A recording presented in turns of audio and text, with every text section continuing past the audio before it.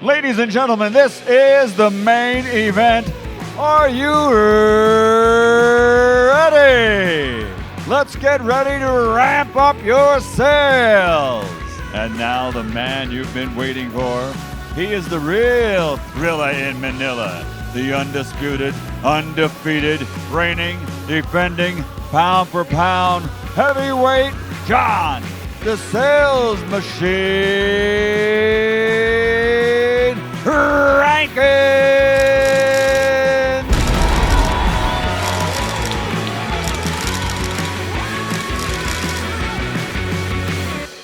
Ladies and gentlemen, today's guest is a sales growth company CEO, president, and chief antagonist.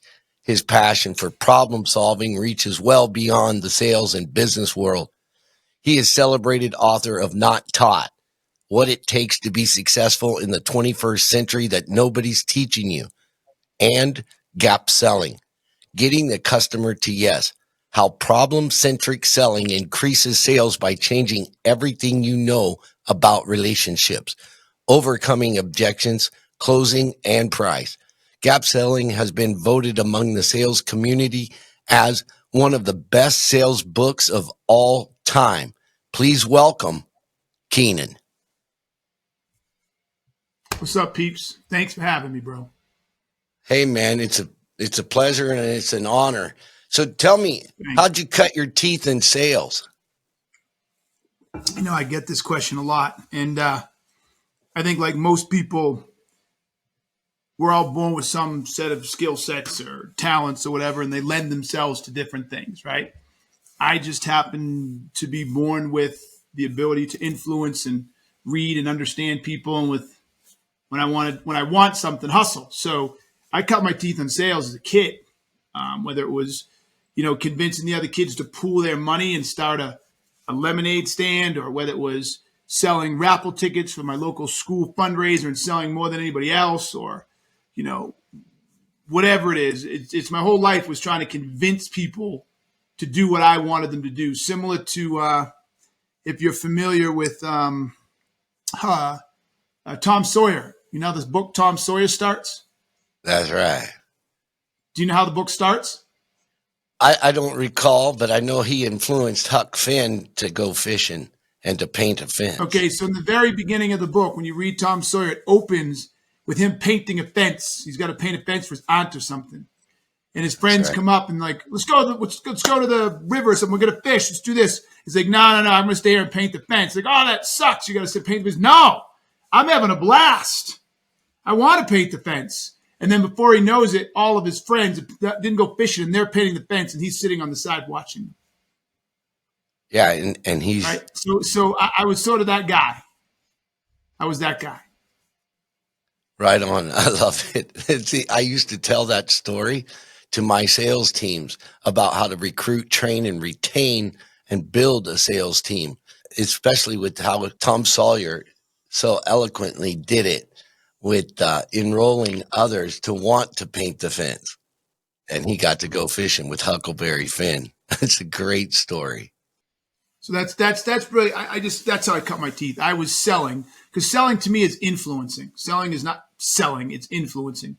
So I learned to influence people very early in life. How did you discover, the gap in selling in the industry allow you to evolve the book? Because it's got a lot of controversial chapters in there. I'd like to say there was a eureka moment, but there really wasn't. So I started a sales consulting firm in 2011, and I had been blogging for 2 years before that. I kept blogging after that. So I would go out on client sites, and I would spend time with them, ripping apart their sales org, sitting in on opportunity deal reviews, sitting on pipeline calls, and coaching and and watching them sell. And as I would do that, inevitably, someone would do something that really pissed me off. So I would say, Jesus, no, you're not getting it. And I would go up and I'd draw something on the board, something that triggered or inspired me right away, right? I'd say, this is what you need to be doing. And then every once in a while I'd do that, and I'd sit back down and I'd look at the book, ooh, that was good. So I'd take like a picture of it, or I'd jot it down in a notebook, and I'd blog about it later. I'd put it in a file. And over the years, that started growing. And then in one particular instance, I don't bore you too much with it, but I was doing a pipeline review and I kept asking him why the buyer should buy. And at first his answer was, oh, well, they have disparate systems. So I accepted that on the surface. But then we went to the next opportunity. Said, okay, great. Why do these people have to buy? He says, well, they have disparate systems. So after the third time of that, I'm like, what's this different? Fuck, you can't say disparate systems anymore. You can't say that. That doesn't make any fucking sense. They are all not buying for the same reason. And so I was like, so what's going on today that is broken that they have to buy something? That's what I want. And he goes, well, the systems don't work. I'm like, no. And so I got fired up and I went up to the whiteboard and I wrote, listen, right now, anybody who's buying something is unhappy in the current environment. And you got to figure out what that is. And instead they want to go somewhere else. They're not happy here and they want to go here. So the size of that space is the gap. And the bigger the gap, the more value. So I sat there and I said, so where are they today and where do they want to go? I don't know. Well, now you got to go find that shit out. So then when I was done with him and I looked at them, I said, ooh, that's good. And so again, I took a snapshot of it and I put it in a little folder. And then, I don't know, sometime after that, I had another client that said, look, I need you to create a training for my team. And I said, I don't do training. I only do consulting. He goes, well, you got to come up with something because I need you to help them sell. And I said, but I'm a consultant. And I said, I help the organizational and the structure, strategy, structure, people, process. I don't have a training. And he goes, figure it out. All right, fine. So I started to figure it out. And then I went back to my notes. I went back to my blog. And all of a sudden, as I was building his little training, I was like, bam. So then I wrote the book. One of the favorite parts, and I want you to elaborate on it because I was laughing when I was reading your book. I have similar experiences. And there's no such thing as closing, right? And there's so many sales trainers out there. I mean, A, B, C, D, E, F, G. You know, their methodologies potentially work for them, not making anybody right or wrong. It's as long as you're effective and you're efficient. But for me, sales ultimately from the beginning is like Zig Ziglar, is service, solving problems, and making sure they're satisfied for life. And to me, that's just priceless. Now, the methodology you use is also priceless, but why don't you go deeper into the fact that there it really is no closing? There's no such thing. So what I say to that is if you really step back and you look at the concept of closing, okay, if you look back at it and you step out from an operational perspective or an execution perspective, why is someone closing? They're closing because they are done with their pitch, their demo, whatever it is that salesperson is doing, they're done. Like, they're done. They have nothing, no value to add. So now the rest of their efforts is just trying to get you to say, yes, I'll buy. Well, if you get to a place where you have to close the buyer, that means the buyer hasn't gotten there yet. You've gotten too far ahead of the buyer. You're done, but the buyer's not. So what has happened, what we were taught is how to yank the buyer forward. That's what a close is, right? To yank the buyer to where you are to make the decision on your terms, right? So whether it's the assumptive close or whether it's a hard close, you're here, the buyer's here, and you yank them to where you are. Well, that's not selling. That's manipulation. Selling, I argue, is done closing is done at the beginning. If I properly diagnose the problems, impacts, and root causes that you or your organization is struggling with today, if I properly diagnose that up front and get you to say, yes, I'm having those problems, these are an issue, this stuff's killing me, I have to change. Notice what I did right there. If I get you to a place where you realize you have to change, then 80% of the sale's already done. You may not buy from me, but you realize that you can't do nothing. So that's the first one. So closing is done on the end by just getting the buyer to acknowledge that the status quo is not acceptable. So then what you do is you show them how your product or service can deliver on those issues and challenges and move them somewhere else. And if they see that, they'll be like, okay, this is fantastic. Got it. When do we start? How do we start? You don't have to close them. They will close themselves. Pitching is not selling, right? I love that too. Talk about pitching is not selling. When you pitch something, the general premise of pitching is you're telling somebody what you're going to do for them. Pitching is telling, right? If you properly, here's another way of looking at it. Think about a doctor. A doctor comes in and if they're good, they ask you a bazillion questions. Sometimes the questions don't even make sense. They ask you a bazillion questions, and sometimes the questions are in form of a test, right? Like, so when a doctor does a blood draw, technically speaking, that's a question. You just can't answer it, right? Do you have too many white blood cells? Do you have too much cholesterol? Do you have a high enzyme count? Do you see what I'm saying? Like, he's trying to ask those questions, but he's asking them through the concept of a test. Once she gets that information back as a doctor, she is able to properly assess what she believes is wrong based on the questions you answered for her, based on the test she's run, and maybe based on the imaging she's done.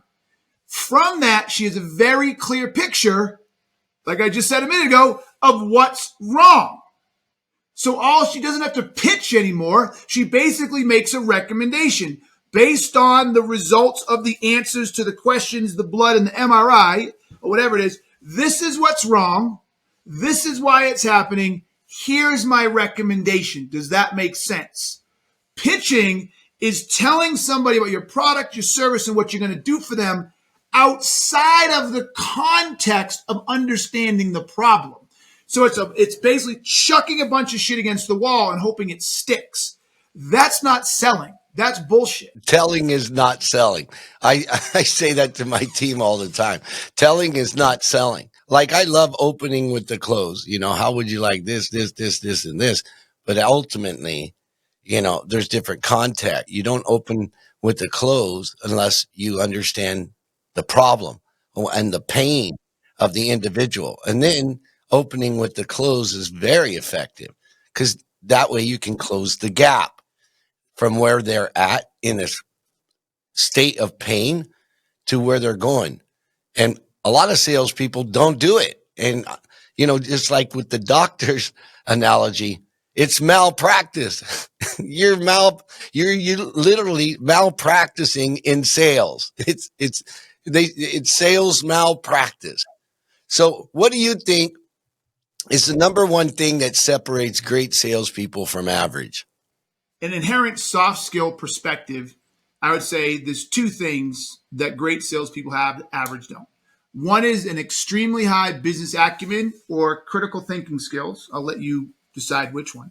So critical thinking skills / business acumen. And the other one is an extremely high level of fearless curiosity. So those are the two traits, human traits, that great salespeople have. The skills that they have inside of selling is their ability to take those two traits and apply them to the process of diagnosing, problem solving, and solution recommendation. So if you have someone who has a high level of business acumen and amazing critical thinking skills with a massive amount of fearless curiosity to really not accept things on the surface, but constantly want to know why, their ability to take those and turn those into powerful diagnostic skill sets that allow them to engage with buyers and basically dissect or diagnose an entire environment, and have the business acumen and critical thinking skills to process why that's not correct, what's causing it, what the root causes are, the impacts of that. That's what the greatest salespeople do. Because once they've diagnosed that problem to the most granular element, the buyer's like, this fucking guy's a genius. Let's go. I need you. The key for me is always, you know, being able to explain the problem back to the individual better than they can, right? And when you can do that, they resonate with it, and you become relevant in having a conversation of solving a real problem.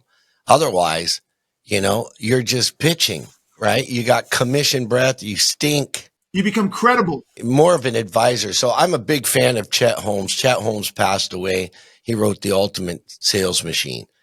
I know his daughter. There's a little bit of a resonance there, right? I built the Sales Machine software to empower sales people and companies. Literally, all for the salesperson with rewards, recognition, competition, compensation, levels of development so they know what to do, when to do it, and how to do it. And to solve my own problem, there was a gap in my training and my products and services early on, and I needed to close that gap. We were bleeding. We were losing people, and I went everywhere. And, I bought books and I went to tech companies, and I'm like, look, I need this. I went to, Salesforce. I went to HubSpot, Zoho, and they're like, we don't do that. I'm like, the CRMs are bullshit. They're just address books. They're digital. They don't help the salesperson, right? What would be your best advice to a sales manager out there about how to recruit, train, and retain a new generation of salespeople? I'm going to give advice from the time you engage with them. I wouldn't know how to go find them. I don't do that. Whatever. But once you get them and you engage them, the first thing I would say is I'd come up with a process that allows you to evaluate their drive, a process that allows you to evaluate their critical thinking skills, and a process that allows you to evaluate their curiosity, right? So I would come up with a way. Those are the three most important skills to me. Like, I'm sure everybody else has their own little qualification criteria. What do you know about my industry and how long you've been selling and all that shit? And so if you want to ask them, behavioral based questions or situational based questions, and a buyer does this, what do you do? Okay, fine, do that. But outside of that, what I care more about is the person. How smart is that person? How well can that person process information? How well they're solving problems? And that comes back to their curiosity. It comes back to their critical thinking skills, and it comes back to their acumen. And then finally, their drive and their self-awareness. I think one of the biggest problems we don't measure for is self-awareness, right? And people who really understand where they're good, where they're are honest with themselves when they screw up and don't screw up, are honest with their actual assessment of their skill sets. I did a video just the other day on LinkedIn. I think the average person, or more than the average person, I think most people have a hyperinflated sense of self. An absolutely hyperinflated sense of self. They think they are way better in the things they do than they really are. There's a massive disconnect between their actual capabilities and how good they think they are. So anything I do when it comes to hiring somebody is I want to cut through that bullshit. I want to find out how good you really are, and I'm going to put your ass to the test, right? And if you can't get through that test, then I'm not hiring you. Then the second thing that I would look from a retention perspective, that is less about the person. That's more about you. What type of environment have you built? Come on. That makes it so someone wants to stay with you? What type of culture have you created? What type of support do you have, right? What type of environment are these people coming into and experiencing? How successful do you make it? Like, what do you do to make them successful? Like, all of that is you own that. If people are leaving on a regular basis or you have high attrition, that's because of you. That's not the people. That's you. You're doing something wrong. You need to look in the mirror. I've been doing this for 30 years, building and scaling multi-million-dollar sales teams. And I have 4 pillars for retaining people. Number 1 is the environment, right? Is it a challenging environment? Is it a supportive environment? Number 2 is relationships. What kind of relationships are there on the teams, right? Within the teams and between the company and the culture and the people, what relationship guidelines are there? Number 3 is growth. People grow or die. So if there's not levels of development, then people are going to hit a wall and sales just become transactional and they're going to go somewhere else for another paycheck. And beyond that is purposeful. Can they achieve their purpose, or is your company providing a purpose greater than themselves? Now you got them. And you know what? I've had them for life. 25 years I've had people. 30 years I've had people still with me. Yep. You nailed it, dude. And most people don't have a fucking clue about what it really takes to recruit, train, and retain and build a multi-million-dollar sales force and keep them. Yep. Tell me about the most memorable sale you've ever been a part of that, you were just like, man, That was incredible. Wow. This is sad. I'm struggling here. One, I wasn't an individual contributor very long. So I came on the scene as an individual contributor and crushed it in everything I touched. So I got promoted into management within 18 months. Now, once I started my business, I guess you could argue for the first 7 years, it was just me from a consulting perspective. So I was an individual contributor for myself. So, and I'm not one to really, what's that? Puts a notch in my belt or on my bed. You know what I'm saying? Of all these things. So it's really tough. Let me stretch here. I guess one of the most memorable that I won was my very first sales job. I sold chamber memberships. This is in 1996. And the average chamber membership cost, I don't know, $300. No, $150. Then it went to $500, and then it went to $1,100. So bronze, silver, gold. And then they had a $2,500 one, a $5,000 one, and a $10,000 one. And I think like only two $10,000 ones had ever been sold. And I remember when I got in that job, I was like, I'm selling one of those. Right? I mean, this is 96. I never sold a day of my life. I was only 26 years old. This was 30 years ago almost. And so I sold one of them, and I did it. I did it in my first year. People were like, holy shit. So I did it. I remember the guy's name, Dave Shunk. I still remember him. And he worked for this, what was the name of the company? I forget the name of the company. It was a big organization in town, and they wanted to get on a particular committee to help influence economic development for the city of Denver. And the pay to play to be on that committee was $10,000. So I sold that sucker. So I remember it. Yeah, I always say confidence comes from competence, and competence comes from practicing, right? And it's Yes, not 100%. just, I agree with you. It's not about just notches in the belt, but every one of those reinforces your psyche, especially when you're doing sales for people, not to them. Yes. Every time I make a sale, I'm helping somebody, and I love to help people. Yes. Good for you. That gives me the confidence to know to sell or not to sell, because I'm happy to walk away from a sale if it's not in service. I'm done, and I'll point you in a different direction, right? So as a consultant, and like you've been doing it for years, I mean, this book was copyrighted. It says 2018, but you did the work way before that. Oh, yeah. Oh, yeah. Way before that. So tell me about the biggest difference you've made with the company, because as a consultant, you're basically, and I'm not going to label you, but as a consultant, it's a big arena. But ultimately, you're going in and you're looking at their sales people, their sales process. You're looking at what products and services that they have that have a value proposition. Is their value proposition worth more than the customer's handing over the money for? Right. And I call that fabulous. What are the features in your products? Because if you're dealing with tech guys, they're going to care about that. The advantages. That's the middle management or the CEOs. They want to know what is the advantage of your product over others. And then finally, the benefits, especially the CEO or the founder cares about the benefits, because they want to know what's the return on the investment. An average CEO is fired every 4 years. So what is the biggest difference that you've ever made when you went into a company, looked at their sales process, and what's the biggest difference you made, and what was the result? So there were two that jump out for different reasons. So the first one was one of my very first clients. They were a software, like a CRM / ticketing software for, what do you call those things? For performing arts centers.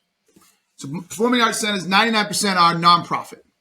So what would happen is they were nonprofits and they had to raise money, right? So they had donors.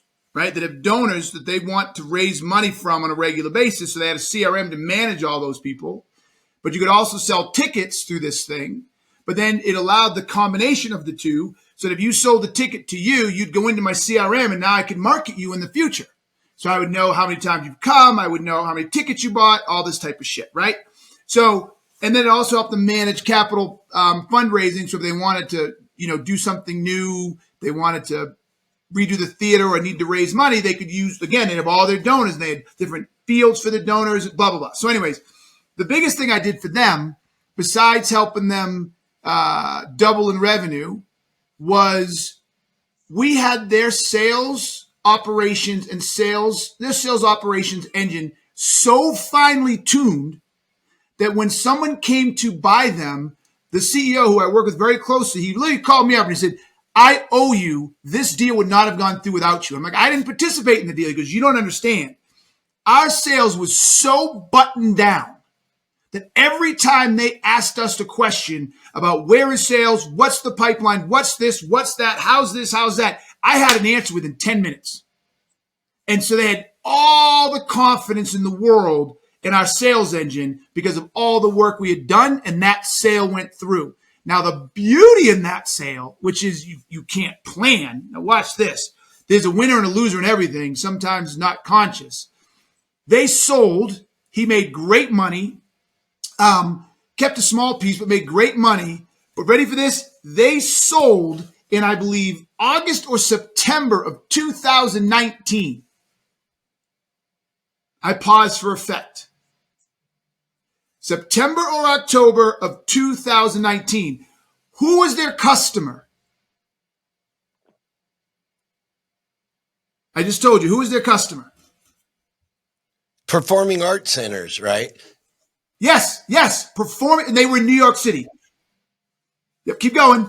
So they sold for 8 digits in September of 2019. What happened 6 months later? No idea. COVID, dog. COVID. What do you think happened to the performance arts industry? Disappeared. Poof. Overnight. Nobody was going out. No performing arts. Poof. They sold 6 months before their company would have went under and he would have lost everything. He would have lost everything, right? He didn't have the cash to maintain through that whole thing. So that's one massive influence I had. And I'll never forget that when he thanks me to this day. He's like, Keenan, you saved our lives. The other one, I'll be shorter about it, was a $27 million facilities management. Well, we'll just go with facilities management company. What they did is they created, oh my God, the word will come to me in a minute. They wanted to get to 45 million by 2020. Was it 2020 or 2017? Doesn't matter. By X period of time, 3 years. It's 2017 or something like that. And if they could sell. So when I started work with them, they wanted to sell, and the average valuation was 3 to 5X if you're under 40 million. If you're over 40 million, it jumps to about 7 to 10X. So we had this whole plan. It was 2020. We had this whole plan, 48 million by 2020. There it goes. We had this thing, 48 in 2020. I was able to help them get that. They just missed 48, but they got over 40, and they sold for 11 figures. All right. You're hired. Let's do it together. Yeah. Yeah, that's fantastic, man. And so what is the biggest challenge when you go into these companies that you see with sales management? By the way, I messed up. I got to be clear. The first company I sold for 8, I didn't sell. There was an 8-figure sale. The second company I sold was for a 9-figure sale. I dumped them. So it wasn't billions. It was in the hundreds of millions, and the other one was in tens of millions. So anyways, want to make sure I'm clear. You're forgiven. I'll do the $100 million deal. The question was, what's the most difficult thing when I go in? Yeah. What's the most difficult challenge you see? Because when people, seek you out. Getting people to change. That's the hardest part. Right. And in matter of fact, not only is it the hardest part, it's the hardest part about selling too. Even when they hire us, I find myself battling somebody or some section or some group. There's always that person or people that don't want to change, and they think they're right and they think they're doing it correctly, and you got to explain it to them and you got to prove it to them. Like, why are you making me work so hard? If you don't fucking want to change, why are you paying me? I mean, if you could do it yourself, then we wouldn't be having this conversation. So shut the fuck up and listen to me. Now, ask me questions, want clarity, want to understand. I got you all day. I'm the same way. If you come in and tell me to do something, I'm going to do it. But sometimes like, well, help me understand. I want to know the underpinnings. Like when I work with my trainers, sometimes they do this. I'm like, dog, you need to explain to me why this is going to help me reach my goal. Like, I don't get it. And he walks, oh, okay, I'll do it twice now. You know what I'm saying? But but when you fight me on it, you say you don't want to do it, or you're like, I'm not sure this is, no. So really, that has been always the hardest part.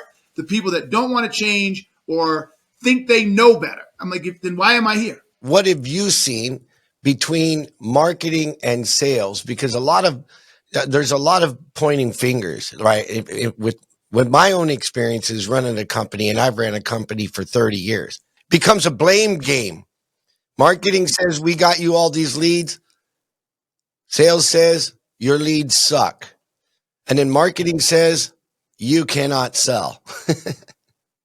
Have you experienced that? Tell us a little bit about that. Yeah, 100%. And here's the irony. Have you ever heard the phrase, the cobbler's children have no shoes? No.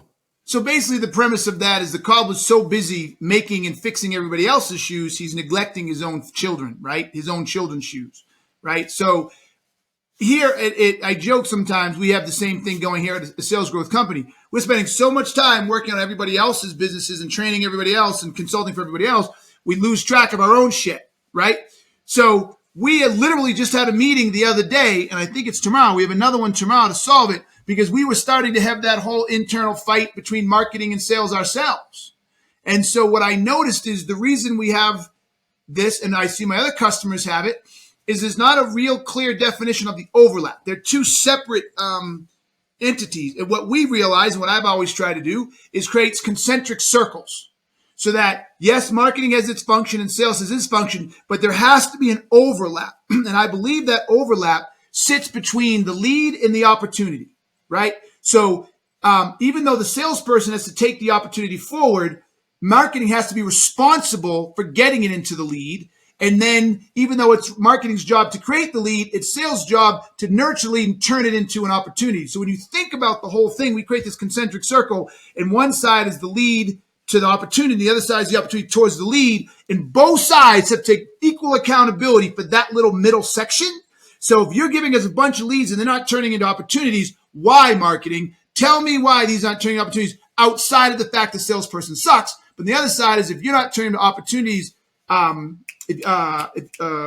sales, then tell me why that lead isn't there, and let's break that down and do that piece. And I think if you can solve that piece, then you're getting there.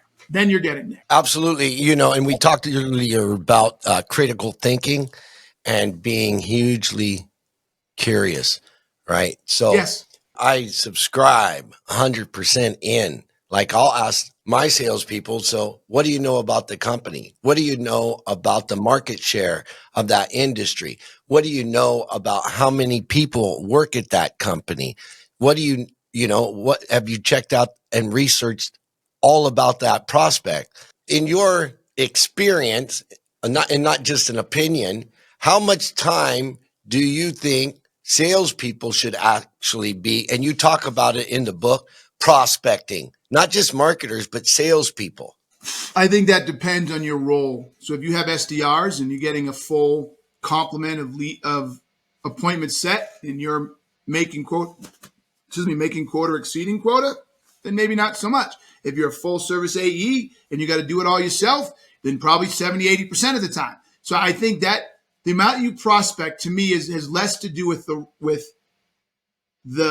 a general horizontal question and more to do vertically. Where are you in your job? What does your current pipeline look like? What are the expectations? Where are you on quota? I mean, look, obviously pipeline is everything. Pipeline is the best leading indicator you can have of a successful salesperson. You have a shitty pipeline, I can tell you're in trouble. Like that's the best leading indicator. But that's going outside of that, how you build that pipeline and how much time you build that pipeline is really dependent on how big is the pipeline itself and what is your role. Do you have SDRs? Do you not? Et cetera, et cetera. So I'm really not sure how to answer that question, but I'll answer it like this. The best people in all of their fields, sales, professional basketball, tennis, engineers, doctors, lawyers, I don't give a shit. The best ones have a clear understanding of how they're measured in the output. So in sales, that's your making quota, what it takes to get there. And they have more drive and problem-solving skills than anybody else. And they apply those to make sure they get to their goal. In saying that, what's your approach to actually setting goals? That's a great question, my man. I would have to say that my approach to setting goals is looking at what I believe can be done. So what I think I can do. And then some gut that says, great, how much more of that do I think I can achieve? So if I'm like, oh, hey, we did 10 million last year. We have a run rate of 11 million this year. Fuck it. I think we do 14. That's kind of, look, I get it. It doesn't fit well with a lot of people. That's kind of how I do it. And then I build a plan. I have something called the GSIT, Goals, Strategies, Initiative, Tactics. So then I build a plan that highlights the initiatives and the tactics and the strategies I'm going to leverage to get there. And as long as I believe in those strategies, and as long as I can execute properly against those strategies, I normally make it. And then sometimes I don't, and I'm like, oop, that was a mistake. But my goals are always way bigger than what usually could be done. Do you currently have a group of salespeople that are actually out there selling your consulting? Yes. What kind of tools do you use to manage, track, and measure, align, and reward them? And that's why I built the sales machine. I literally wanted a system. I wanted a total system. And I signed up for a couple CRMs and they didn't work. They're just address books. Yeah, they have a pipeline, but they don't really drive that salesperson to really know what to do, when to do it, how to do it. And I wanted to set and forget. So here's manage, track, measure, align, and reward all of their activity so that they do it and I don't have to supervise it. And then when I just want to look at the system, I have everything right at a glance. So how do you do it? So we bought an application 18 months ago, maybe almost 2 years ago, called Noted Analytics. And so what Noted Analytics does is it sits on top of Salesforce. And it does three things. The first one it does is it makes it 10 times easier to get information into Salesforce. So we have a system where you can just take notes like it's a blank, what do you call that thing? Evernote or a blank Google Docs page. It looks like that, the UI, and you just type away. Take your notes while you're talking to your customer on-prem or at home. You can on-prem and you have your little fucking, what do you call that thing? iPad or setting your computer on Zoom. You take your notes. When you're done taking your notes, you tag every note and it puts it into the appropriate field. Now, this requires a methodology. So you can be BANT, it can be gap sign, it can be spin, spice, I don't give a fuck. But we build it to match your methodology, right? Yep. So make it easier to get in. Once it gets into the appropriate fields that aligns with your methodology, we have these, it sends a notification to management. It has these feedback fields associated with every field that is part of your methodology. So management can read what you wrote or read your notes in a particular field. So we're using gap selling. One of the fields is the current state, physical and literal, problem impact. So 3 fields. You can look at physical and literal and the manager she can say, hey, I don't think there's enough here. How many employees do they have? What are they physical and literal facts? What current software do they have in place? What countries they work in? How does their product work? Like, you're missing all this. Go get it. Then, and they click a button, not met, partially met, mostly met, fully met. Then they can go to the next piece line and they can fill this whole thing out. And the minute they press a button, it goes back to the salesperson and all the feedback that manager provided for the opportunity is provided so they can go improve the quality of the opportunity based on what was missing and lacking. But the other thing it does is it spits out a score. So every time that back and forth happens, it improves the score of the opportunity. Then the next stage of what this does is it takes that score and it starts tracking win rates against the 3 scores. We have green, yellow, or red. So as a deal is won or lost in either one of those stages, it calculates how long did it take to close, what was the average sales price, what was the win rate. I think those are the 3. And then gives you management those reports against those colors. And what we found, and management can start recognizing, is if it gets to green, you have a 3x chance of closing that deal. If it gets to yellow, you only have a 2x. And if you get to red, it only closes at single digits. So what we're seeing is if it's in red, you only have about an 8% win rate. If it gets to yellow, it starts getting around 18 to 19%. And if it's in green, it's across all of our users, it starts pushing about 65 or 70%. No one else has this. So now if you know that getting it to green gets you a 60% close rate, it incents managers to keep reviewing. See what I'm doing here? Keep reviewing all these deals and get these fucking deals to green because it's going to increase your close rate. So that's how we do it here. In a screenshot, a sales manager knows exactly what to do, when to do it, and how to do it. And we've incorporated coaching in the sales machine so that we can manage, track, and measure those individuals' win rates. Yep. And then give them feedback and a course on immediately what they need to learn to get better. I love it. That's good. Good for you. I like that. What do you see as far as, emerging technologies to help the salesperson? Because for me, I've had a lot of AI guys on this podcast and they're experts and I love AI as it's like my little co-pilot. I just tell it what to do and go do it. How do you see emerging technologies affecting sales? And how do you think salespeople and or companies should use AI for their sales? I've never been a good prognosticator of technology, what's coming, what's not coming. It's not uncommon for me to be an early adopter. So when something comes out and I'm like, oh, that's going to be good. Now, I didn't see that coming. Do you see what I'm saying? Like, I don't see things coming, but when they're right in front of me, I'm like, oh, so I jump on and take advantage of it early. So like I started blogging in 2009, super early. That's how I built this entire company. I was blogging for anybody else. I saw the value in building an audience, right? I got on LinkedIn. I saw the value in LinkedIn about 5 years ago, not just as an online resume, but for, again, creating brand, creating organic reach. So, I was able to get a lot of attention for the book and for people by building videos and stuff super early in LinkedIn. Now everybody's doing it's hard. So I missed the TikTok one. So I didn't see that one when I started. I was like, I don't know.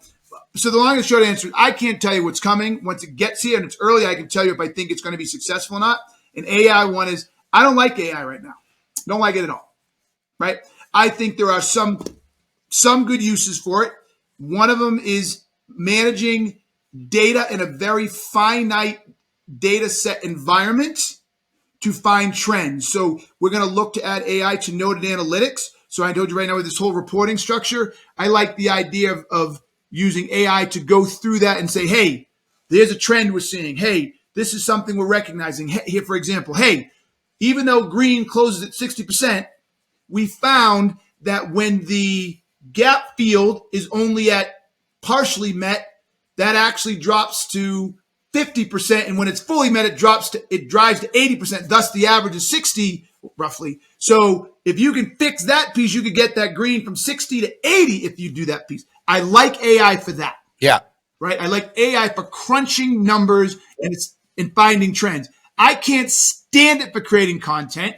I can't stand it for human interaction. It's using dead data to try to talk. Remember I started this whole conversation about critical thinking? AI does not critical think, everybody. Listen the fuck up. AI does not critically think. AI takes data and creates data structures to feed back what you already know, except in terms of trends. And those trends have to be based primarily on a fixed data set somewhere. You can't turn AI loose, like, I'll tell you what's going on, and it's going to go find the data itself. No, you got to tell it what the fuck to look for. So if I have to tell you what to look for, then you're not doing me any favors. So now, I don't like it to replace sales. Now, I think someday it will get there.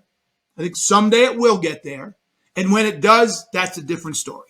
The greatest salespeople in the world, and Chet Holmes used to talk about this. Most CEOs cannot think strategically and tactically, meaning they can think strategically, but then they can't implement tactically. Or they don't think strategically, but they can tactically do things. Yep. That's a great observation. There's a disconnect, people being able to think strategically and then implement. I mean, the internet is full of millions of people that have read 1,000 books. Oh, congratulations. What'd you implement? What did you implement? Like I'll read something and, even from this conversation, I'll go back and say, what was that nugget in this conversation that Keenan gave us that people can implement into their business right now and start kicking major ass? What you're given is gold. And, that's what I want for companies out there to be able to hear what you're saying and take what you're saying and implement it, because it's one thing to fucking read a book or watch a video. It's a completely different thing to implement, right? And you gave that 4-part structure in implementing. Goals, strategies, initiative, tactics. A key thing I want to know from you is, what is the greatest thing you ever learned about sales? That's about helping. Like, the minute you understand it's about helping, it changes everything. Now, here's the other piece, though. Once you understand it's about helping, then you realize you can't help if you don't understand. So I'll let that sit in with people. Sales is about helping, but you cannot help if you don't understand. And what I say a lot, right? What I say a lot to people is, in a lot of the trainings or speaking engagements I do, I go, how many people here are that person in your friend group that if someone is having trouble with the relationship, or someone wants advice, or someone wants help with something from an intellectual perspective, call you? And inevitably about 4 or 5 hands go up, right? So I'm like, so you're that person when all your friends are like, should I break up with my boyfriend or girlfriend, or should I take this job, or should I invest in this? They call you, right? I'm like, yeah. And I said, I'm that person too. So many friends call me, right?